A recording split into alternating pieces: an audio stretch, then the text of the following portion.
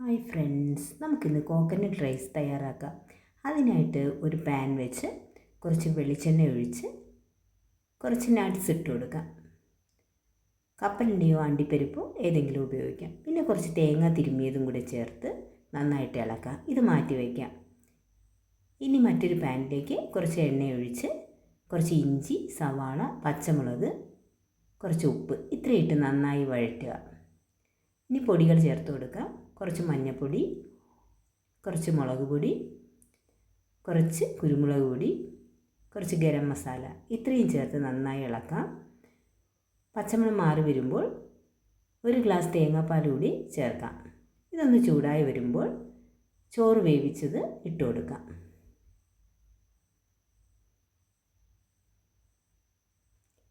സാധാരണ ചോറോ അല്ലെങ്കിൽ ബസ്മതി റൈസ് വേവിച്ചതോ ഉപയോഗിക്കാം. ഒന്ന് അടച്ച് വെച്ച് കുറച്ച് നേരം വേവിക്കുക. ഒന്ന് ഇളക്കി കൊടുക്കുക.